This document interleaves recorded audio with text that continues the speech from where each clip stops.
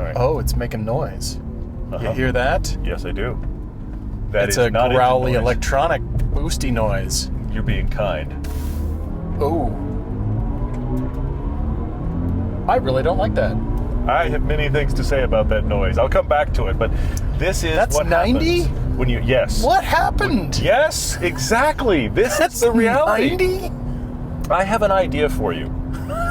BMW used to be, the tagline was the ultimate driving machine. Yes. I think their tagline now is the ultimate drivetrain specialists, and you just proved it.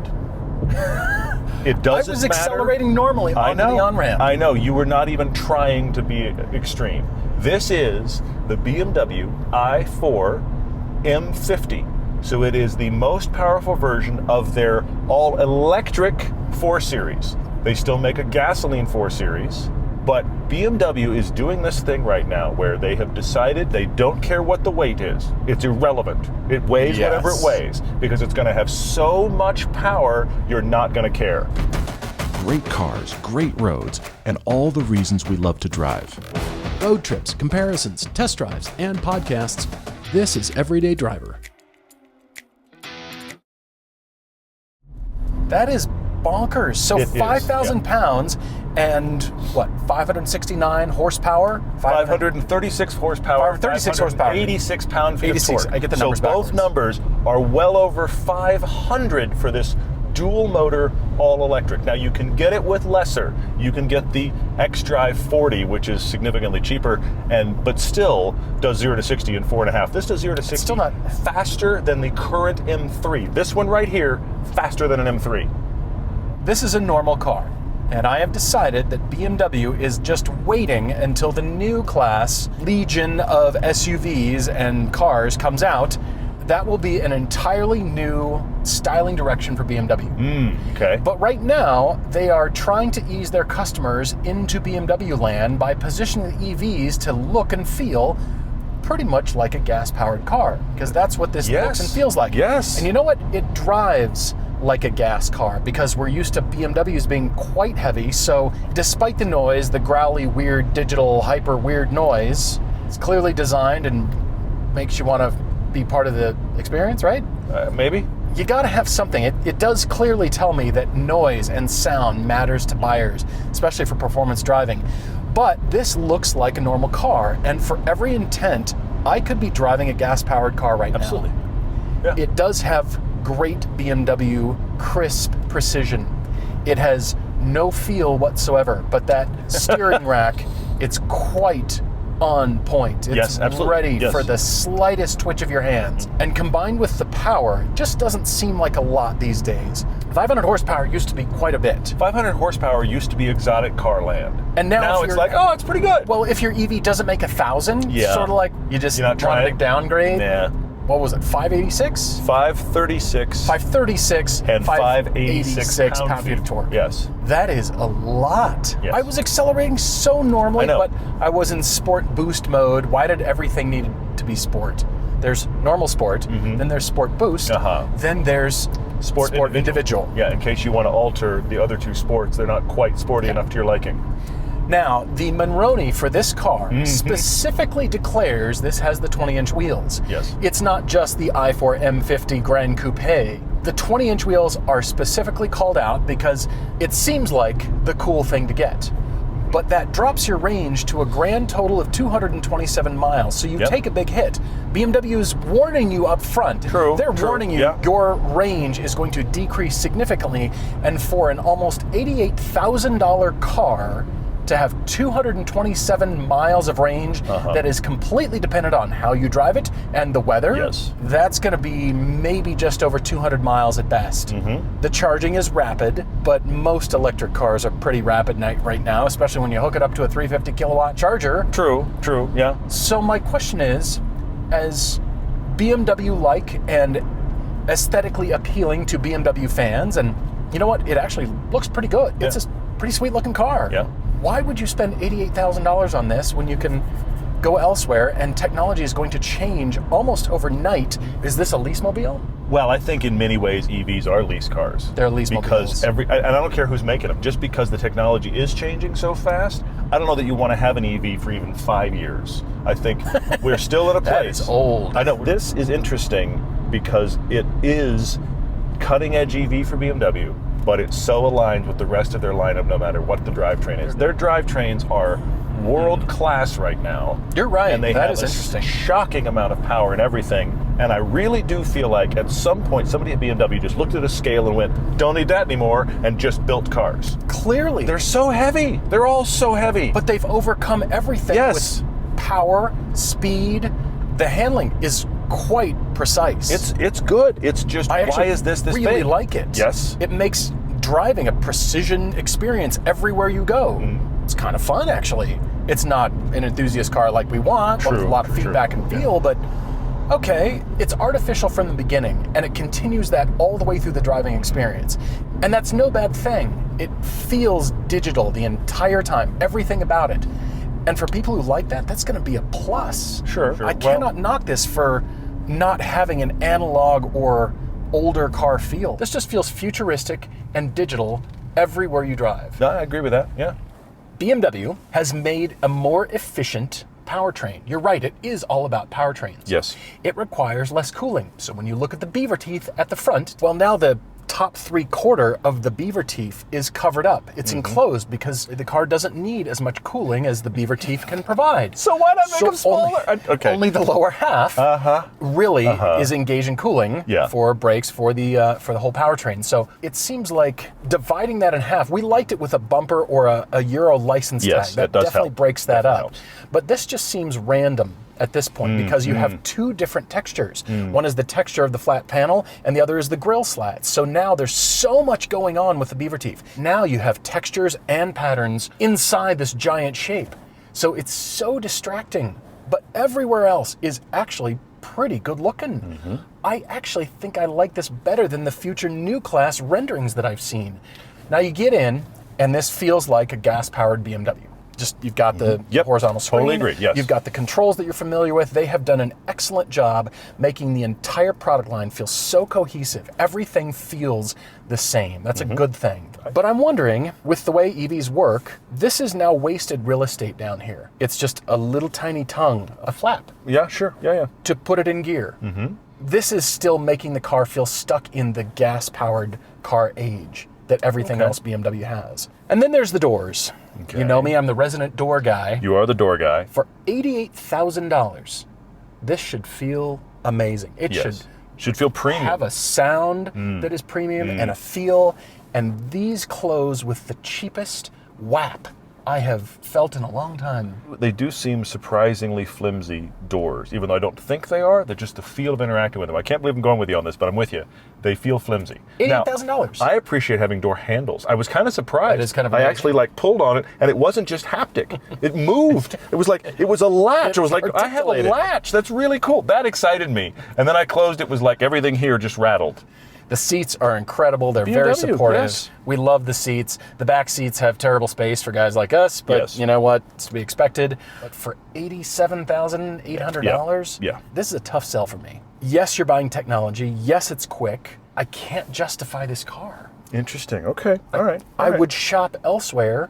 The Hyundai Ioniq 5N. That has slightly better range. It's less money. It has more horsepower and torque than this does.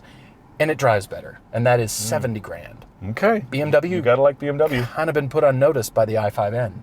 BMW is making one feeling of car right now, interior and exterior. It doesn't matter what the drivetrain is, and I think that's a success. But it is a long way from what we think of them as. So, all right, let me go over there, see if it's different and better.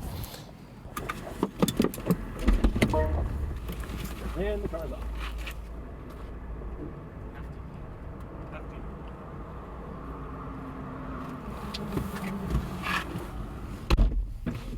This sounds good. That was not a pleasing sound. This car is powered by a soundtrack. It's like the soundtrack to your life. It has a different sound for everything. There's the backing up sound. There's the I went away and shut the car off sound. There's the entry sound. There's the sport boost sound. The big thing for me that is a plus for this car. So many automakers that make gasoline and electric cars, those cars don't feel like the same company.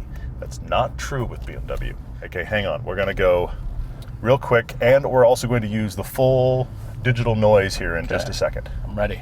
We're just bracing ourselves. We're letting the Subaru Outback get a little ways away. Here's all of the power of this car.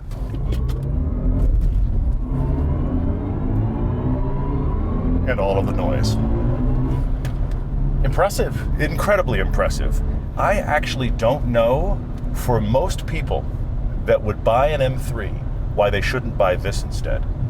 If you are a person who you have the ability to charge this, you aren't getting more dynamic information from the M3 with the possible exception of the engine noise.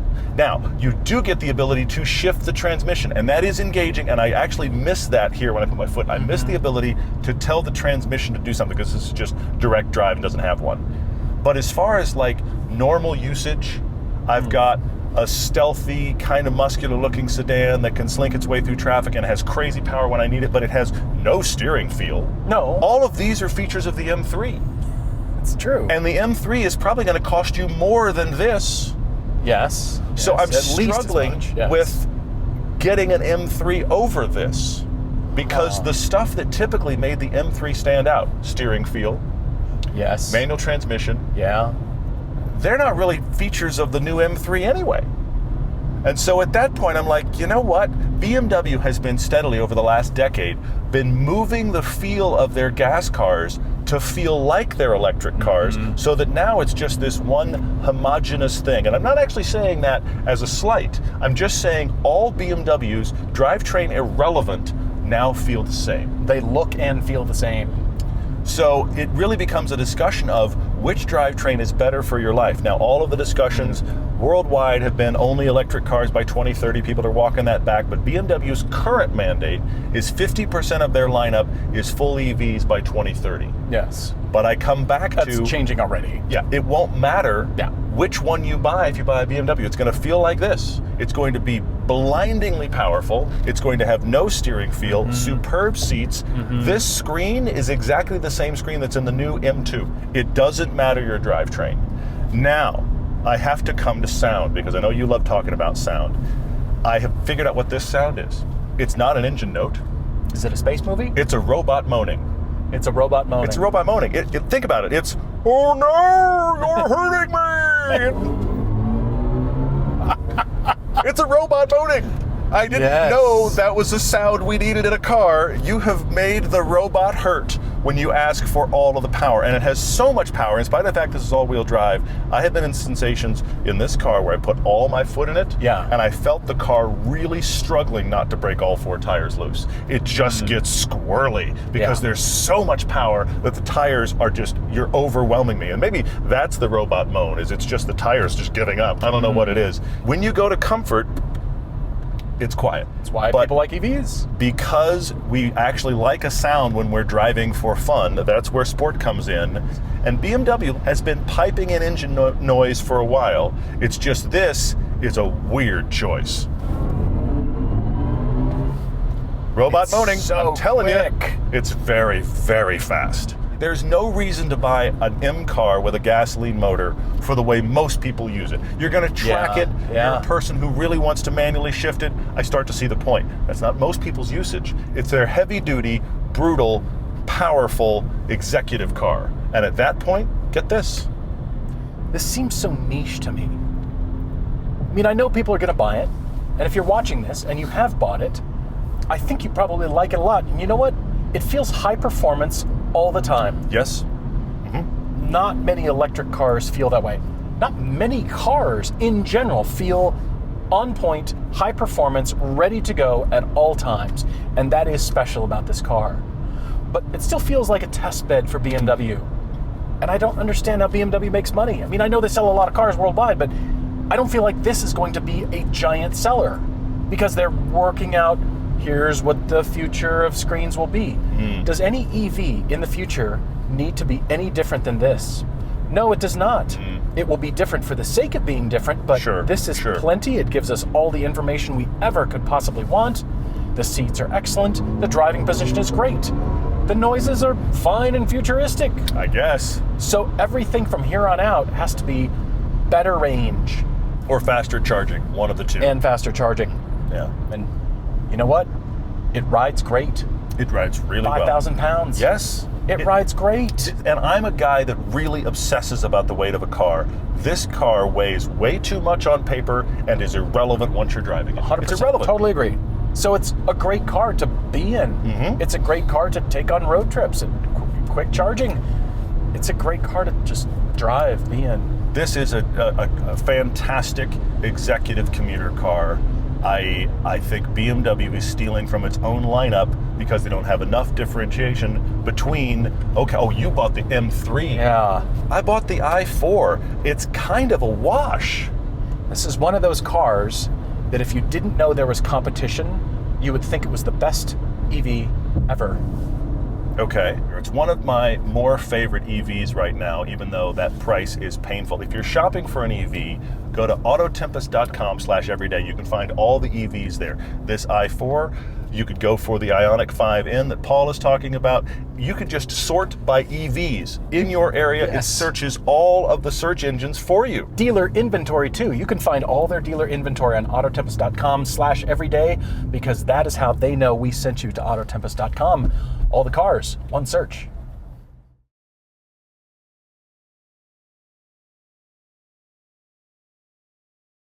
Oh no, don't hurt me! Weirdly, I like it. But there's It's very better good. numbers available elsewhere for less money. It's very good. I think the fact that it's not trying to stand out as, look at how EV I am, is to its benefit. Agreed. It's just excellent car. The thing I mourn is the rest of the BMW lineup that I think is becoming irrelevant because this feels like those.